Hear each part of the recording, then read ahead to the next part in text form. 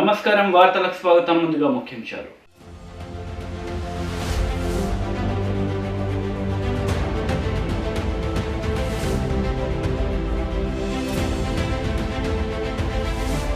వికలాంగులకు battery Honda Activa వాహనాలను పంపిణీ చేసిన ప్రభుత్వ విప్ గంప గోవర్ధన్.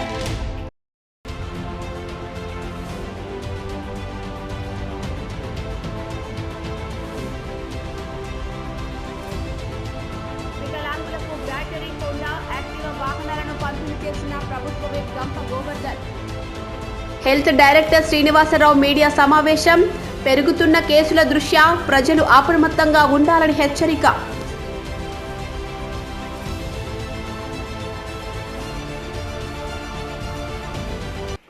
వికలాంగులకు బ్యాటరీ హోండా యాక్టివ్ వాహనాలను పంపిణీ చేశారు ప్రభుత్వ విప్ గంప గోవర్ధన్. వికలాంగులకు బ్యాటరీ హోండా యాక్టివా వాహనాలను పంపిణీ చేసిన ప్రభుత్వ విప్ గంప గోవర్ధన్. తెలంగాణ రాష్ట్ర వికలాంగుల సహకార సంస్థ తరపున మంజూరైన 4 ద్విచక్ర హోండా యాక్టివా వాహనాలను, ఒకరికి ల్యాప్టాప్, కంప్యూటర్, ఒకరికి మొబైల్ ఫోన్లను వికలాంగులకు ప్రభుత్వ విప్ గంప గోవర్ధన్ గారు జిల్లా కలెక్టర్ జితేష్ వి పాటిల్తో కలిసి పంపిణీ చేశారు. ఈ సందర్భంగా ఆయన మాట్లాడుతూ, ప్రభుత్వం ప్రవేశపెట్టిన సంక్షేమ పథకాలను సద్వినియోగం చేసుకుని వికలాంగులు సంతోషంగా ఉండాలని అన్నారు. ఈ కార్యక్రమంలో తెరాస పార్టీ రాష్ట్ర నాయకులు నిట్టు వేణుగోపాలరావు, మైనార్టీ సెల్ రాష్ట్ర అధ్యక్షులు ముజిబుద్దీన్, కామారెడ్డి పట్టణ అధ్యక్షులు Prabhakar Reddy, market committee chairman Lakshmi Sailu, TRS party నాయకులు, కార్యకర్తలు పాల్గొన్నారు. వికలాంగుల కార్పొరేషన్ ద్వారా 4 బ్యాటరీ స్కూటర్స్ వెహికల్స్ ఇవ్వడం జరిగింది. ఒక్కొక్కటి 90,000 రూపాయల వర్తున్నటువంటిది 4 ఇవ్వడం జరిగింది. 3,60,000 రూపాయలు. అదేవిధంగా ఒకరికి బ్యాటరీ వీల్ చైర్ కూడా ఇవ్వడం జరిగింది. 60,000 రూపాయల కాస్ట్ని అది ఇవ్వడం జరిగింది. అదేవిధంగా సోదరులు మన దోమకొండకు చెందినటువంటి కదిరే కృష్ణస్వామి కార్తిక్ ఒక ల్యాప్టాప్ 35,000 రూపాయల వర్తగల ఒక ల్యాప్టాప్ ఇవ్వడం జరిగింది. నాందాపూర్కి చెందినటువంటి రెడ్డికి సామ్సంగ్ స్మార్ట్ ఫోన్ కూడా ఇవ్వడం జరిగింది 9,000 రూపాయల వర్తుతోని. మొత్తం 4,64,000 రూపాయలతోని 4 బ్యాటరీ స్కూటర్స్, అదేవిధంగా ఒక బ్యాటరీ వీల్ చైరు, ఒక ల్యాప్టాప్, ఒక స్మార్ట్ ఫోన్ ఇవ్వడం జరిగింది. వికలాంగులకు గౌరవ ముఖ్యమంత్రి కేసీఆర్ గారు తెలంగాణ వచ్చిన తర్వాత చాలా రకాలుగా ఆదుకోవడం జరిగింది. వాళ్ళను నెల పెన్షన్స్ కూడా 500 పెన్షన్ను ఇలా 3,016 రూపాయలు చేసి ఆదుకోవడం జరిగింది. ఇంకా ఇలాంటి వారు ఎవరైతే ఉన్నారో భవిష్యత్తులో మిగిలిన వారికి కూడా ఇవ్వడం జరుగుతుంది. గతంలో బ్యాటరీ సైకిల్. వరంగల్ నుండి బీజేపీ రాష్ట్ర అధ్యక్షుడు బండి సంజయ్ మీడియా సమావేశం నిర్వహించారు. ప్రభుత్వ తీరుపై ఆయన మండిపడ్డారు. ఫలానా టైంకు ఈ రాష్ట్రంలో ఉంటా, ఫలానా టైంకు ఈ జిల్లాలో ఉంటా, ఫలానా టైంకు ఈ జిల్లాలో ఉంటా అని చెప్పాడు. ఈయన షెడ్యూల్ ఏమంటే ఇస్తాడు. ఎందుకంటే ఈ షెడ్యూల్ ఇస్తే పొద్దున్న 10 గంటలు ఇస్తాడు. లేచే టైము, తాగే టైము, తినే టైము, పండే టైము, టైం పాస్ చేసిన అవే షెడ్యూల్ వస్తాయి రోజు అతను. కానీ ఒక బాధ్యతాయుతమైనటువంటి పదవిలోని రాష్ట్ర ముఖ్యమంత్రి బాధ్యత రహితంగా ఇలా వ్యవహరిస్తూ ఉద్యోగస్తులను, ఉపాధ్యాయులు ఇబ్బంది పడుతూ వాళ్ళు పడుతున్న ఇబ్బందులను పట్టించుకోకుండా, కనీసం వాళ్ళ సమస్యలు వినకుండా ఒక పద్ధతి, ఒక ఆలోచన లేకుండా ఇష్టానుసారంగా వాళ్ళని ఇబ్బంది పడుతున్నారు. తల్లిదండ్రులు రోజు మాట్లాడడానికి కారణం అదే. తల్లిదండ్రులు ఇబ్బంది పడుతున్నారు, పిల్లలు ఇబ్బంది పడుతున్నారు, ఉద్యోగస్తులు ఇబ్బంది పడుతున్నారు. ఈ డిప్రెషన్ పోతున్నారు అందరూ కూడా. డిప్రెషన్, అనారోగ్యం గురవుతున్నారు చాలా మంది. మహిళ ఇక్కడ పోయి ముత్తారం లాస్ట్ బాటలో పడ్డది, ఏడుస్తుందా నేను ఆ వీడియో చూపండి మీడియా సమావేశాల్లో. ప్రెసిడెన్షియల్ ఉత్తర్వులలో ఏమొచ్చింది, దాన్ని ఏం పేర్కొన్నారు, నువ్వు 36 నెలల పాటు ఎందుకు టైం పాస్ చేసినావు, ఆధారబాధారుగా దానికి అనుగుణంగా 371 జీవో ఎందుకు జారీ చేసినావు, దానివల్ల కనీసం సమస్యలు ఎందుకు తెలుసుకుంటలేవు, నీకు వచ్చిన రిక్వెస్ట్లను, దరఖాస్తులను ఎందుకు పరిశీలిస్తలేవు, సీనియారిటీ లిస్టు ఎందుకు నెగరలేదు, ఎందుకు తప్పుదలగా ఉన్నది. వీటి మీద రాష్ట్ర ముఖ్యమంత్రి మళ్ళీ డిమాండ్ చేస్తున్నా. నువ్వు స్పందించకుంటే నువ్వు స్పందించే విధంగా ఆందోళన చేస్తాం, మేము పక్కా చేస్తాం, వదిలిపెట్టే ప్రసక్తి లేదు. అవకాశం మాకు ఇవ్వకు. మీరు రాజకీయం కోసమో మైలేజ్ కోసం మేము పనిచేస్తలేము. నువ్వు రాక్షసంగా మానవత్వం లేని మానవ మృగంగా వ్యవహరిస్తున్నావు కాబట్టి ఇలా భారతీయ జనతా పార్టీ ఉద్యోగస్తులకు అండగా ఉంటుంది. సరే అందరికి న్యాయం చేయాలంటున్నాం మనం. అందరికీ న్యాయం చేయి, ఎవరికి ఇబ్బంది కాకుండా చేయి. దానికి మనం సహకరిస్తాం, తప్పకుండా సహకరిస్తాం. కాబట్టి వెంటనే 317 జీవోను వెంటనే ఆపేసాయి, నీ ప్రక్రియ ఆపేసాయి. శాస్త్రంగా తయారు చేయను, సీనియారిటీస్ తెచ్చుకో, ఉపాధిని చర్చించు, నాయకులతో చర్చించు, వాళ్ళ సమస్యలు విను. అప్పటి వరకు వెంటనే దీన్ని నిలిపియాలని చెప్పి భారతీయ జనతా పార్టీ డిమాండ్ చేస్తున్నది. తప్పకుండా దానికి అనుగుణంగా కార్యాచరణ రూపొందిస్తున్నాం. అవకాశం మాకు ఇవ్వకుండా ముఖ్యమంత్రి స్పందించాలని చెప్పి భారతీయ జనతా పార్టీ డిమాండ్ చేస్తా ఉన్నాం.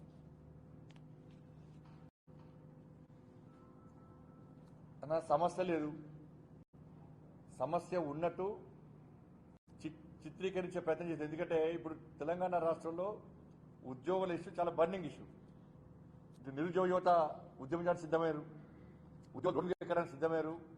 దీన్ని డైవర్ట్ చేయడానికి ప్యాడీ ఇష్యూ అంటే వచ్చింది. ఏం ఇష్యూ చెప్పాలి రాష్ట్రంకి? ఇష్యూ ఎక్కడ చెప్పాలి కదా. కేంద్ర ప్రభుత్వం కొంటలేదు అన్నాడు, కొనానికి ఇక్కడ ఇప్పిందా అని చెప్పి అడిగిన. చెప్పాలి, కొనానికి నువ్వు ఇప్పిందా? ఎక్కడ చెప్పలే. రాజ్యసభలో మా పీయూష్ గోయల్ గారు క్లియర్గా చెప్పారు, రా రైస్ పక్కాగా ఉంటాం, రా రైస్ పక్కాగా ఉంటాం, కొనడానికి మేము సిద్ధము. కొనేదే కేంద్ర ప్రభుత్వమే, ఈయన కొనేదే ఉంటాడు. అయినా అందులో 7 సంవత్సరాల. Warangal police commissioner Tarun Joshi media సమావేశం నిర్వహించారు. నేరగాళ్లను సరైన పకడ్బందీ ప్రణాళికలతో పట్టుకుంటున్నట్లు తెలిపారు. Thank you. Kidnapping cases, last year we had 151, this year 174. Now all these are technical kidnappings, mostly minor girls kidnapping undi mostly. Almost all these cases are detected cases. Endukante the minor girls below 18 years unte, suppose the boys are taking them for whatever purpose, so that will be booked under kidnapping. The minor girls unte below 18 years, all these cases against children, they will be booked as kidnapping cases only. Attempt to murder cases have come down from 79 to 68. That is about down by 11. One major increase is among the road accidents. Last year total 984 road accidents jarigindi. This year the road accidents have gone up to 1106. And I will come to the individual figures kuda adi cheptanu, the how many fatal, how many non-fatal, injuries enta manchiki vachindi, adi I will tell the full details also. Crime against women kuda perigindi. Last year 638 cases report ayindi. This year we are having 845 cases, which is an increase of 200 plus. 207 cases mako ee samvatsara increase ayindi. In these, most of the cases, the increase in harassment against women. So mostly the women harassment, the domestic harassment, the domestic violence booked under 498A IPC or Section 4 of DP Act. Section 3 and 4 of DP Act, mostly 3 actually. DP Act, those are the major cases in which the domestic violence, domestic harassment for dowry. Rape cases kuda perigindi. Out of last year 71, this year it has gone up to 85. The dowry deaths, last year the 7 report ayindi. This year the number is 10. And general molestation cases have come down from 63 to 253 this year. So these are the major heads of the crime. Coming to the individual road accidents, the Chepianu already that this year we had more number of road accidents. 1106 cases have been reported.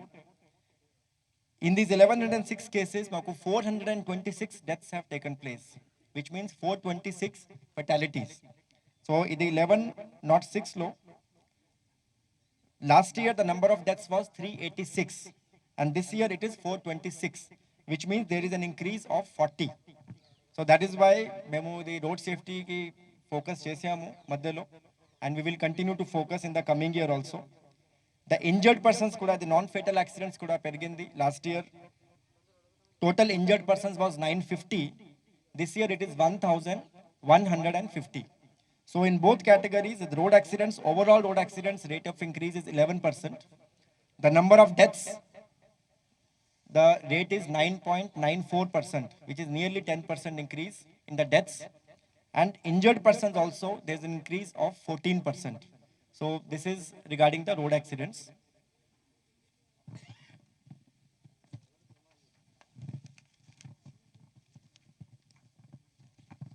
Coming to the enforcement activity, the drunk drive cases, this year we have booked more than triple of the last year. Last year, memo 3,139 drunk drive cases booked chesamu with a fine of 25,65,000. This year, the number of drunk drive cases is 11,980, which is close to 12,000 actually. So it has gone up by more than 3.5%. So we have really focused on this drunk drive road accidents.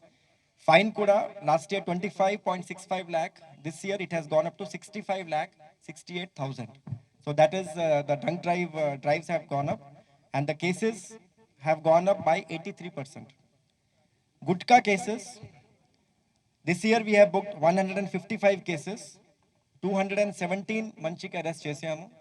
Along with the drive against ganja, we are also putting in all our efforts to make Warangal drug free as well as Gutka free. So 217 people were arrested, and Gutka were 62,83,000 have been caught. Coming to the PD Act, the Preventive Detention Act, the E Act only the important criminals ante habitual offenders, lekapothe important rowdies unte, lekapothe sexual offenders or drug offenders or spurious seed offenders. So it is only booked against such category. విద్యపై ప్రత్యేక దృష్టి, అధిక నిధులు కేటాయిస్తున్న ఘనత TRS ప్రభుత్వానికే దక్కుతుందని రాష్ట్ర ఆర్థిక శాఖ మంత్రి తన్నీరు హరీష్ రావు అన్నారు. సంగారెడ్డి జిల్లా రామచంద్రపురం డివిజన్ పరిధిలోని శ్రీ గీతా భూపాల్ రెడ్డి ప్రభుత్వ జూనియర్ కళాశాలను రాష్ట్ర ఆర్థిక శాఖ మంత్రి తన్నీరు హరీష్ రావు, రాష్ట్ర విద్యాశాఖ మంత్రి సబితా ఇంద్రారెడ్డి, రాష్ట్ర శాసన మండలి ప్రొటెం చైర్మన్ శ్రీ భూపాల్ రెడ్డి ప్రారంభించారు. ఈ సందర్భంగా రాష్ట్ర ఆర్థిక శాఖ మంత్రి తన్నీరు హరీష్ రావు మాట్లాడుతూ, కాంగ్రెస్ పార్టీలో హోంమంత్రిగా ఉంటూ తెలంగాణ ఉద్యమ సమయంలో తమపై అమితమైన అభిమానం చూపిన సబితా ఇంద్రారెడ్డి ప్రేమను మరవలేమని, బయటకు ఎలా ఉన్నా లోపట మాత్రం ఉద్యమాలకు ఊతమిచ్చేవారని గుర్తు చేశారు. రామచంద్రాపురంలో అనాథ పాఠశాల నిర్మాణానికి తమ వంతుగా కృషి చేస్తామని హామీ ఇచ్చారు. నిరుపేదలకు నెల నెల పెన్షన్లు అందించిన భూపాల్ రెడ్డి సేవలు అభినందనీయమని, గొప్ప ప్రజా సేవలతో ఆయన ఎందరికో మార్గదర్శకంగా నిలిచారని కొనియాడారు.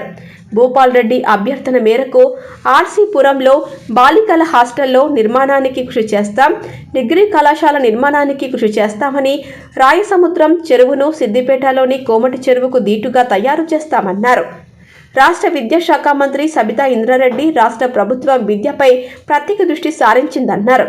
గురుకుల పాఠశాలల ద్వారా దేశంలో నాణ్యమైన విద్యను అందిస్తున్న ఘనత టీఆర్ఎస్ ప్రభుత్వానికే దక్కుతుందన్నారు. విద్యపై పెట్టిన పెట్టుబడిని భావితరాల భవిష్యత్తు మనుగడ కోసం ప్రభుత్వం ఖర్చు చేస్తుందన్నారు. ఈ కార్యక్రమంలో ఎంపీ బేబీ పాటిల్, మాజీ మంత్రి పెద్దిరెడ్డి, ఎమ్మెల్సీలు, పటాన్చెరు శాసనసభ్యులు గూడెం మహిపాల్ రెడ్డి, టీఆర్ఎస్ నాయకులు, కార్యకర్తలు పాల్గొన్నారు. మీరెవరైనా గమనించిందో లేదో, నేను వేరే విషయాలు మాట్లాడదలుచుకోలేదు, ఓన్లీ భూపాలన గురించే మాట్లాడదాం అనుకున్నాం. అట్లని భూపాలన ఫేర్వెల్ అనుకోకుండా తప్పకుండా ముఖ్యమంత్రి గారికి భూపాలన అంటే చాలా అమితమైన గౌరవం, భూపాల్ రెడ్డి గారంటే చాలా ప్రేమ. ఎంతో మంది ఉన్నా భూపాల్ రెడ్డి అన్నా అంటాడు సీఎం గారు, నువ్వే ప్రొటెం చైర్మన్ అన్నాడు ఆ రోజు, ఓంగానే చెప్పేసింది. సో ఆ గౌరవం భూపాల్ రెడ్డి గారి మీద ఎప్పుడు ఉంటుంది. అయితే వారు మాట్లాడుతుంటే మీరు గమనించిందో లేదో, గొంతులో ఒక రకమైన ఇది కనబడతా ఉండే, ఒక ఆత్మీయత, ఒక ప్రేమ, ఒక తన్లాట, ఏదో చేయాలనే ఒక తపన వారి గొంతులో కనబడుతుంటుంది.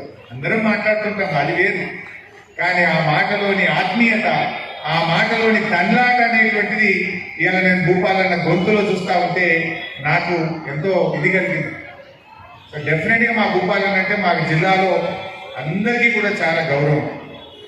భూపాలన్న కోరినట్టు తప్పకుండా అనాథ పాఠశాల కార్యక్రమాన్ని అతి త్వరలోనే ల్యాండ్ కేటాయించి ప్రారంభం చేసుకుంటాం.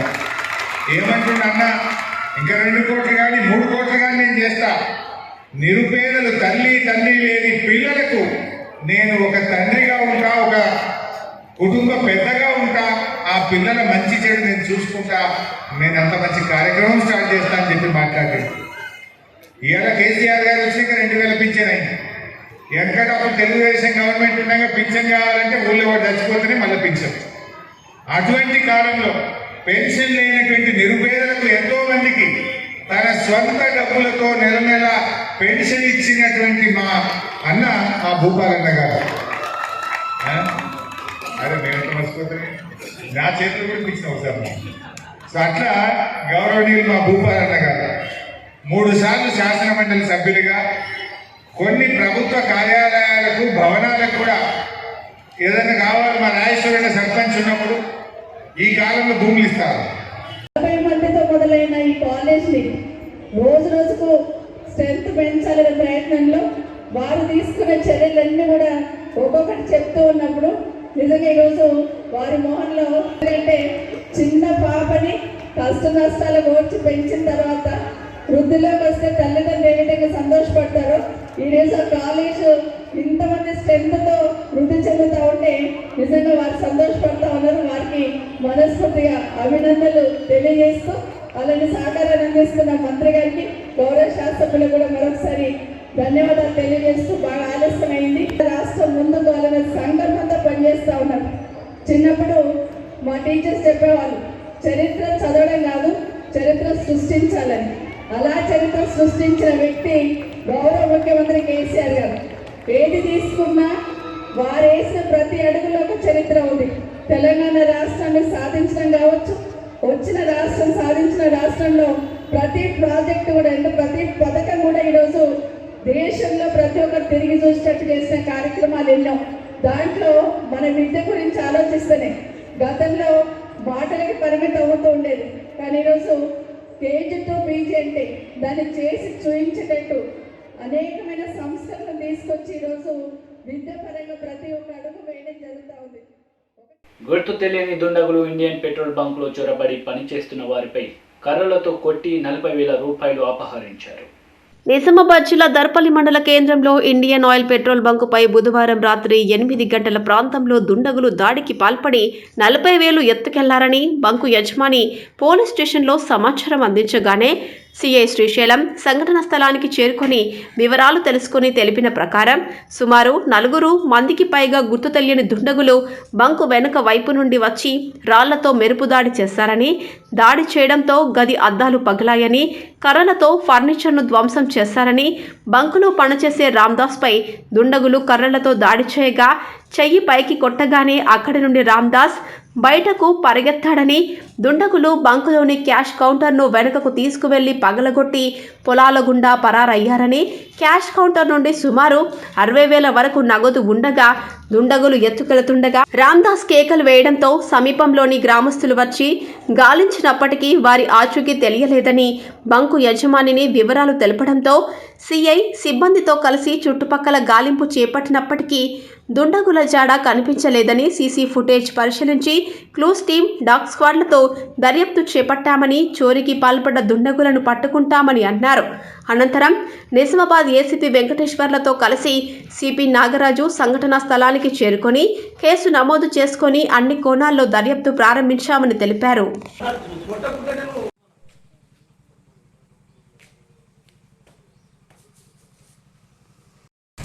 రాత్రి దర్పల్లి మండల కేంద్రంలో ఇండియన్ పెట్రోల్ బంక్ దర్పల్లి అవుట్స్కట్స్లో ఉంటుంది, ఇందలవాయి రూట్లో 8 గంటలకు గుర్తు తెలియని ఆగంతకులు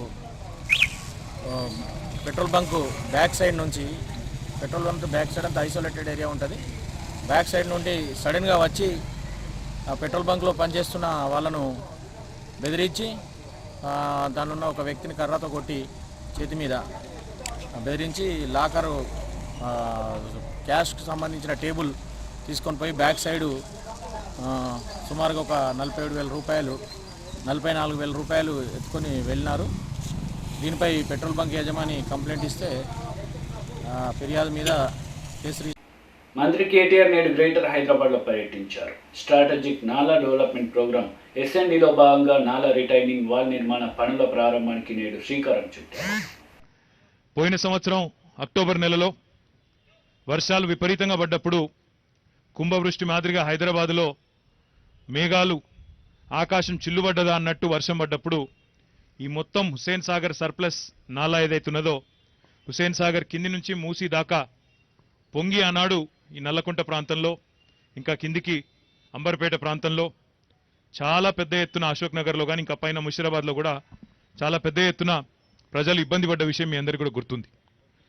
ఆ సమయంలో ఇదే నల్లకుంటకి ఆనాడు నేను మున్సిపల్ శాఖ మంత్రిగా గౌరవ ఎమ్మెల్యే గారి విజ్ఞప్తి మేరకు ఇక్కడికి వచ్చి చాలా ఇండ్లు ఇక్కడ తిరిగి చూసి ముఖ్యంగా ఈ నాలా విషయంలో స్థానికులతో కూడా మాట్లాడడం జరిగింది. మాట్లాడినప్పుడు వారందరూ ఒకటే చెప్పినారు, అన్న అక్కడి నుంచి ఇక్కడి వరకు హుస్సేన్ సాగర్ దిగువ భాగం నుంచి మూసి వరకు రెండు వైపులా మీరు రిటైనింగ్ వాల్ కనుక నిర్మాణం చేస్తే 12 కిలోమీటర్లు ఉంటుంది. మొత్తము 6 కిలోమీటర్లు అటు 6 కిలోమీటర్లు ఇటు 12+ కిలోమీటర్లు ఉంటుంది. ఈ 70 ఏళ్లలో 3 కిలోమీటర్లు కూడా కనీసం రిటైనింగ్ వాల్ కట్టలేదు. కనీసం మన ప్రభుత్వం, మన నాయకుడు, మన ముఖ్యమంత్రి కేసీఆర్ గారి నాయకత్వంలో దీనికి శాశ్వత పరిష్కారం చూపండి, తప్పకుండా చూపితే ఈ ప్రాంతంలో ఉండే వేలాది మంది ప్రజలకు రిలీఫ్ దొరుకుతుంది, ఉపశమనం కలుగుతుందని చెప్పి విజ్ఞప్తి చేయడం జరిగింది. ఆ తర్వాత గౌరవ ఎమ్మెల్యే గారు వెంకటేష్ గారు, గౌరవ ఎమ్మెల్యే ముఠా గోపాల్ గారు అంబర్పేటలో కానీ ముషిరాబాద్లో కానీ ఎన్నో వాడకట్లు, ఎన్నో గల్లీలలో నీళ్లు వస్తే ఇళ్లలోకి ఇంటింటికి తిరిగి అక్కడ వారిని పరామర్శించి ఎక్కడికక్కడ తక్షణ పరిష్కారం కింద కొంత ప్రయత్నం చేసినారు.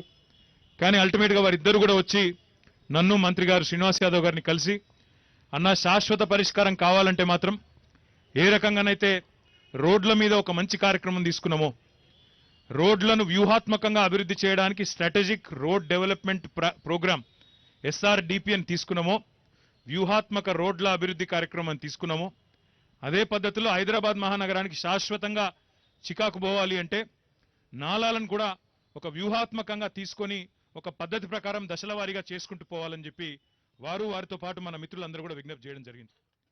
చేసిన తర్వాత మంత్రి శ్రీనివాస్ యాదవ్ గారు, నేను హెల్త్ డైరెక్టర్ శ్రీనివాసరావు మీడియా సమావేశం నిర్వహించారు. పెరుగుతున్న కేసుల దృష్ట్యా ప్రజలు అప్రమత్తంగా ఉండాలని సూచించారు. మన రాష్ట్రం కూడా ప్రపంచంలో ఇతర దేశాల్లో ఏదైతే పరిణామ క్రమాలు జరుగుతున్నాయో వాటికి అనుగుణంగా ఇక్కడ కూడా రాబోయే రోజుల్లో కేసుల సంఖ్యలో మరింత పెరుగుదల మనం చూడబోతూ ఉన్నాం. ఎస్పెషల్లీ వచ్చే 2 నుంచి 4 వారాలు మనకి చాలా కీలకమైనవి, మన దేశానికి కానివ్వండి, మన రాష్ట్రానికి కానివ్వండి. ఎందుకంటే ఎస్పెషల్లీ ఈ వేరియంట్ చాలా వేగంగా వ్యాప్తి చెందే కూడా ఉంది. మనం ఇంతకుముందే అనుకున్నాం, ఇంతకుముందు డెల్టా కంటే కూడా ఇది 6 రెట్లు వేగంగా విస్తరిస్తుందని చెప్పేసి, కొన్ని పరిశోధనల ప్రకారం ఇది 30 రెట్లు వేగంగా కూడా విస్తరిస్తుందని చెప్పడం మనం చూస్తున్నాం. ఎందుకంటే మనం అమెరికానే ఎగ్జాంపుల్ తీసుకుంటే ఒక 3 రోజుల క్రితం, 4 రోజుల క్రితం 1,00,000, 2 లక్షలు ఉన్న కేసులు ఈరోజు ఒకే రోజు 5 లక్షల పైగా కేసులు రిపోర్ట్ అవడం మనం చూస్తున్నాం. అలాగనే సౌత్ ఆఫ్రికాలో అలాంటి పరిస్థితులే చూసాం. ఎస్పెషల్లీ UK అండ్ ఇతర యూరోపియన్ దేశాల్లో కూడా మనం అలాంటి పరిస్థితులే చూస్తున్నాం. రాబోయే రోజుల్లో కూడా ఈ 3rd వేవ్, దీన్ని మనం 3వ వేవ్కి ప్రారంభానికి సూచిక అని చెప్పుకోవచ్చు. ఇది ఆరంభానికి ఒక సూచిక అని చెప్పుకోవచ్చు. సో ఈ కేసులు పెరుగుదల జరుగుతూ ఉంటుంది. మనం దీనికి అంతగా భయపడాల్సిన అవసరం లేదు. ఎందుకంటే మనం లాస్ట్ టైం 2 వేవుల్లో నుంచి నేర్చుకున్న పాఠాలతోని ఈ 3rd వేవ్ని అరికట్టడం కోసం దానికి సంబంధించిన ఏదైతే చర్యలు చేపట్టాలో, ఈ ప్రిపేర్నెస్ ఏదైతే ఉందో, అండ్ ఇది 2 రకాల ప్రిపేర్నెస్. ఒకటి, మన ప్రజలు ఫస్ట్ వేవ్, సెకండ్ వేవ్ నుంచి వాళ్ళు ఏదైతే జాగ్రత్తలు తీసుకోవాలో ఆ జాగ్రత్తలు తీసుకుంటూ కాపాడుతున్నారు. అలాగనే ప్రభుత్వం పరంగా, వైద్య ఆరోగ్య శాఖ పరంగా ఏదైతే చర్యలు చేపట్టాలో, అది టెస్టింగ్ పరంగా కానివ్వండి, సర్వేలెన్స్ పరంగా కానివ్వండి, ట్రీట్మెంట్ పరంగా కానివ్వండి, హాస్పిటల్ బెడ్స్ పరంగా కానివ్వండి, అన్ని విధాలుగా మనం సంసిద్ధులమే ఉన్నాం ఈరోజు. సో ప్రజలు ఎలాంటి ఆందోళనకు గురి కావాల్సిన అవసరం లేనప్పటికీ, బట్ అప్రమత్తతో, మరింత జాగ్రత్తతో వచ్చే 2 నుంచి 4 వారాలు మనం ఉండాల్సిన అవసరం ఉంది. అండ్ ఇది కూడా ఏదైతే 3rd వేవ్ వస్తుందని మనం అనుకుంటున్నామో, ఆ 3rd వేవ్ ఏదైతే ఆరంభమైందని మనం చెప్పుకుంటున్నామో, ఇది కేవలం కొద్ది కాలం మాత్రమే మనం ఎక్స్పీరియన్స్ చేయబోతున్నాం. అతి కొద్ది రోజులు లేదా అతి కొద్ది వారాల్లోనే హైయెస్ట్ స్పైక్ చూడబోతున్నాం. ఇంతకుముందు ఎప్పుడూ చూడనంత స్పైక్. ఎందుకంటే మన ఇండియా ఆల్మోస్ట్ ఒక సింగిల్ డేలో 5 లక్షల కేసులు రిపోర్ట్ అవ్వడం మనం చూసాం. మన తెలంగాణ రాష్ట్రం 10,000 కేసులు పైగా ఒకే రోజు రిపోర్ట్ అవ్వడం చూసాం మనం. రాబోయే రోజుల్లో ఇది 5 రెట్లు లేతే మరింత కూడా పెరిగే అవకాశం ఉంటుంది. అలా అని చెప్పి దానికి తెలంగాణ విశ్వవిద్యాలయంలో ఘనంగా SFI 52వ ఆవిర్భావ వేడుకలు జరిగాయి. SFI జెండాను ఎగురవేసిన యూనివర్సిటీ అధ్యక్షురాలు లతా పాటిల్ షిండే. ఈరోజు భారత విద్యార్థి federation SFI Telangana university committee ఆధ్వర్యంలో ఎస్ఎఫ్ఐ 52వ ఆవిర్భావ వేడుకలు ఘనంగా నిర్వహించడం జరిగింది. ఈ సందర్భంగా యూనివర్సిటీ కార్యదర్శి కొమ్మిరం శ్రీశైలం మాట్లాడుతూ ఎస్ఎఫ్ఐ 1970లో ఆవిర్భవించి నేటికి విద్యార్థుల సమస్యలపై అలుపెరగని పోరాటంతో ఛాంపియన్గా నిలుస్తోందని అన్నారు. అదేవిధంగా విద్యను కాషాయీకరణకు వ్యతిరేకంగా శాస్త్రీయ విద్యా విధానం కోసం ఎల్లప్పుడూ కేంద్ర రాష్ట్ర ప్రభుత్వాలపై పోరాటాలను నిర్వహించడం జరిగిందని గుర్తు చేశారు. అదేవిధంగా కేంద్ర ప్రభుత్వం తీసుకొచ్చిన నూతన జాతీయ విద్యా విధానాన్ని తిప్పికొట్టాలని పిలుపునిచ్చారు. అదేవిధంగా భారతదేశంలోని ప్రతిష్ట కలిగిన జేఎన్యూ, హెచ్సియు అనేక యూనివర్సిటీలలో మతోన్మాదులను మట్టి కల్పించి విజయ దుందుబి మోగించడం జరిగిందని అన్నారు. అదేవిధంగా స్వాతంత్రం, ప్రజాస్వామ్యం, సోషలిజం లక్ష్యాలతో ఏర్పడి చదువు పోరాటమనే నినాదాలతో ముందుకు సాగుతోందని కొనియాడారు. అదేవిధంగా అమరుల త్యాగాల బాటలో నడిచి శాస్త్రీయ విద్యా విధానం కోసం పాటుపడతామని అన్నారు. అదేవిధంగా తెలంగాణ యూనివర్సిటీలోని విద్యారంగ సమస్యల పరిష్కారం కోసం మరియు 1.4.3 ప్రకారం ప్రొఫెసర్ పోస్టులను భర్తీ చేయాలని భవిష్యత్తులో ఉద్యమ కార్యాచరణను ఖరారు చేసి రాష్ట్ర ప్రభుత్వంపై సమరశీల పోరాటాలకు నాంది పలుకుతోందని అన్నారు. ఈ కార్యక్రమంలో యూనివర్సిటీ ఉపాధ్యక్షులు రాహుల్, ముస్తఫా, షేసు, సహాయ కార్యదర్శులు క్రాంతిరతన్, నవీన్, నాయకులు విశాల్, రాజేందర్, శ్రీశైలం, శరత్, తేజస్విని, రమణి, పవిత్ర, అనూష, దీపిక, ప్రవీణ, సాయి, పవన్, సంజయ్ తదితర నాయకులు పాల్గొన్నారు. సమస్యలపైన మన పోరాటాలు అలాంటి ఇవాళ ఎంతో మంది త్యాగదనులు ఎస్ఎఫ్ఐలో పనిచేసుకుంటూ ఇవాళ చాలా మంది విద్యార్థులు అమరవీరులుగా అయిన పరిస్థితులు ఏదైతే కొందరు గుండాలతో ఇవాళ మన విద్యారంగ సమస్యల మీద కొట్లాడుతుంటే ఇవాళ ఓర్వలేని రాడికల్స్ కావచ్చు, మతోన్మాదులు కావచ్చు, ఇవాళ విద్యార్థుల పైన దాడులు చేసి చంపిన పరిస్థితి ఉంది. ఇవాళ అందులో భాగంగానే ఇవాళ తెలంగాణ రాష్ట్రంలో ఒక నారాయణ కావచ్చు, ఒక లక్ష్మీ నరసింహ కావచ్చు, మన నిజామాబాద్ జిల్లాలో భారతక్క అని చెప్పి విద్యారంగ సమస్యల మీద పోరాటం చేస్తే వాళ్ళది ఆంధ్రప్రదేశ్, యాక్చువల్గా అక్కది ఆంధ్రప్రదేశ్. వాళ్ళ నాన్న ఒక టీచరు, ఆ టీచర్ ఇక్కడికి బోధనలోకి అంటే ఆయన డిప్యుటేషన్ వల్ల ఇక్కడికి రావడం జరిగింది. అయినా కానీ వాళ్ళ అమ్మ నాన్నలతో ప్రోత్సాహంతో ఆమె ఎస్ఎఫ్ఐలో పనిచేస్తుంటే ఇవాళ ఇదే ఏదైతే నిజామాబాద్ గడ్డలో కామ్రేడ్ భారతి ఇవాళ పోరాటాలు ఏదైతే విద్యార్థులను ర్యాగింగ్ చేస్తున్నారని చెప్తే వాటిపైన ఆమె పోరాటాలు చేస్తే వాటిని ఎవరో అయితే సహించలేక ఆమెను ఆత్మహత్య చేసిన పరిస్థితి, అంటే చంపిన పరిస్థితి ఉంది.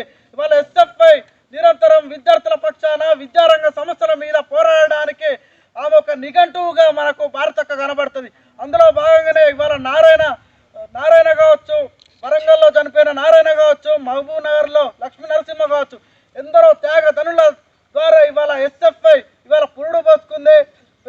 పేద విద్యార్థి అంతర్జాతీయ దివ్యాంగుల దినోత్సవం ముగింపు వేడుకలు ఘనంగా జరిగాయి.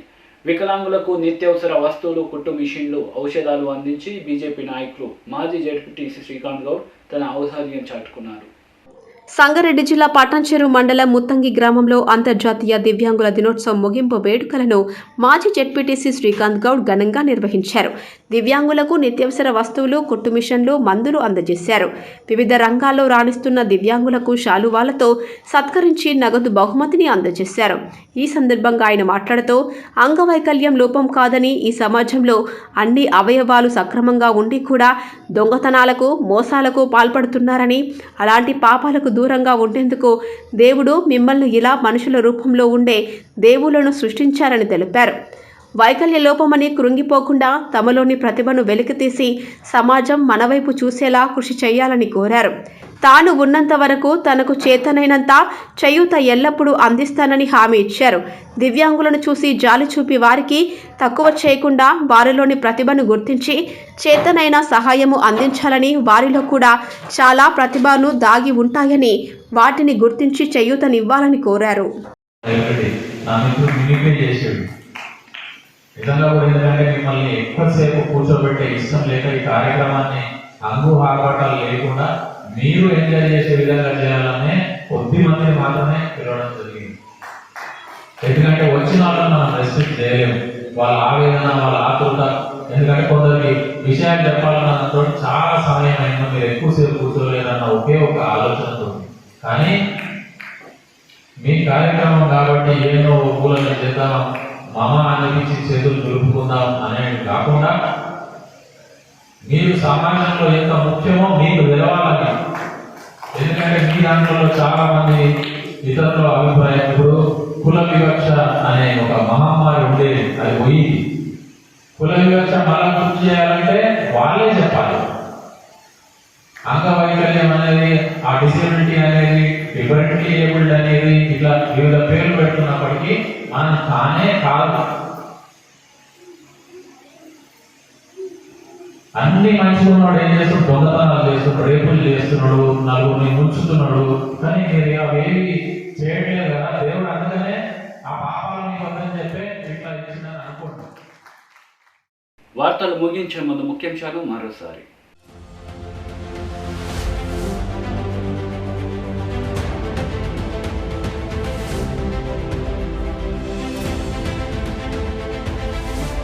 వికలాంగులకు బ్యాటరీ హోండా యాక్టివా వాహనాలను పంపిణీ చేసిన ప్రభుత్వ విప్ గంప గోవర్ధన్.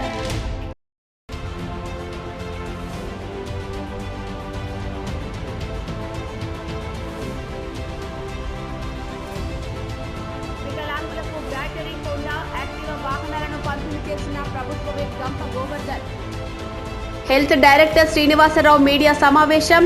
పెరుగుతున్న కేసుల దృష్ట్యా ప్రజలు అప్రమత్తంగా ఉండాలని హెచ్చరిక.